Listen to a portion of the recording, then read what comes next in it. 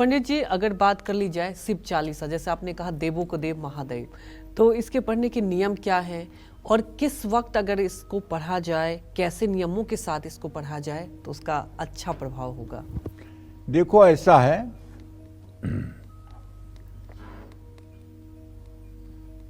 माघ मास में शिव चालीसा का पाठ करना सभी शुभ फलों को बढ़ाता है।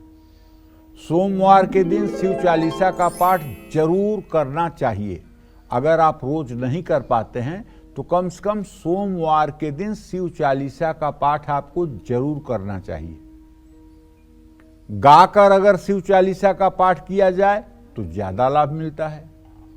सुबह स्नान करके उत्तर या पूर्व दिशा की ओर मुंह करके शिव चालीसा का पाठ करना चाहिए।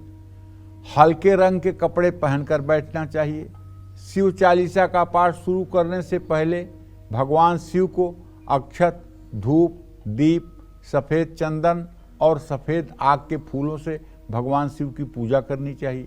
भगवान शिव को मिश्री और बतासे का भोग लगाना चाहिए। शिव चालीसा का पाठ करने से पहले 1 लोटा जल भरकर रखना चाहिए। हाथ में अक्षत, फूल और जल लेकर संकल्प लेना चाहिए। शिव चालीसा का पाठ विषम संख्या में करें, जैसे 3, 5 या 11 शिव चालीसा का पाठ, और चालीसा का पाठ जल्दबाजी में न करें।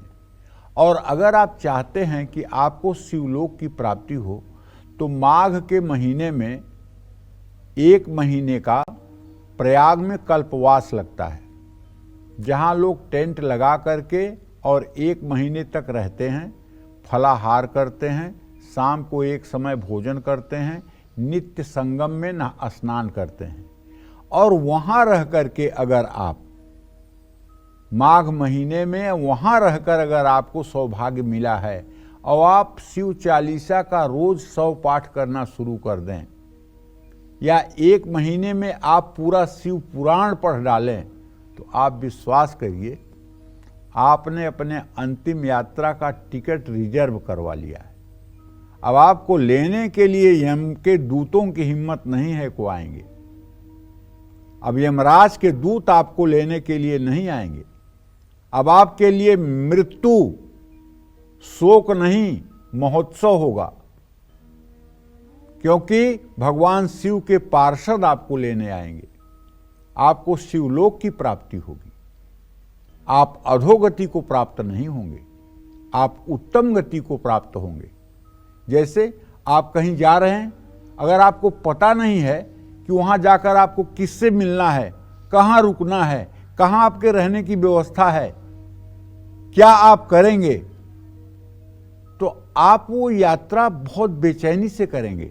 लेकिन अगर आपको पता है कि यहां से आप अमेरिका जा रहे हैं, अमेरिका का टिकट है आपके पास, वहां रहने के लिए आपके लिए आवास है, वहां किससे आप मिलेंगे ये निश्चित है, किससे मिलकर आपका क्या काम होगा ये निश्चित है, तो आपके मन में न तो भय होगा न क्षोभ होगा, बल्कि आप खुशी से हवाई जहाज पे चढ़ जाएंगे और वहां पहुंच के उतर जाएंगे और सुखपूर्वक वहां रहेंगे। इसी तरह से हमारी भी तो आखिरी यात्रा होनी है। लाइन में तो हम सब लोग लगे हुए हैं आखिरी यात्रा के, किसका कब नंबर आ जाएगा कौन जानता है। तो भाई आखिरी यात्रा की भी तो तैयारी हो जानी चाहिए। 3 दिन की यात्रा करते हो तो कपड़े रखते हो, ब्रश रखते हो, मंजन रखते हो, अपनी दवाइयाँ रखते हो, और आखिरी यात्रा इतने लंबे दिनों की होने जा रही है, उसकी कुछ तैयारी है? उसके लिए कुछ तैयार किए हो? क्या लेकर जाओगे? यहाँ से तो माचिस की तीलियों नहीं जाएगी साथ में। कुछ लेकर जाने के लिए तो बना लो, नहीं तो एक अगरबत्ती दिखाओगे तो भगवान से कुछ मांग लोगे। अगर एक बतासा चढ़ाओगे तो भगवान से कहोगे कि मुझे चीनी मिल दे दीजिए। माला फूल चढ़ाओगे तो कह दोगे कि बस बेटे की शादी करवा दीजिए। हर चीज में मांगना, हर चीज में मांगना। कुछ तो ऐसा कर दो यार जिससे कह दो कि इसका मुझे कोई फल नहीं चाहिए। भगवान से ये कहते हुए कह दो, भगवान ये जो मैंने किया ना, इसका कोई फल मुझे नहीं चाहिए, बस मैंने कर दिया। ऐसा भी तो करिए। और जब शिव चालीसा कंठस्थ हो जाए तो इसका प्रभाव जल्दी पड़ता है। शिव चालीसा का पाठ करने के लिए लोटे में रखे जल को घर में छिड़कना चाहिए और पौधों में भी डालना चाहिए। शिव चालीसा का पाठ करते समय शंख नहीं बजाना चाहिए। क्यों नहीं बजाना चाहिए? शंखचूर्ण को भगवान ने मारा था, शिव ने, और वो उनका दुश्मन है, इसलिए न तो शंख से भगवान शिवलिंग का अभिषेक करना चाहिए और न ही शिव पूजा में जो है शंख बजानी चाहिए।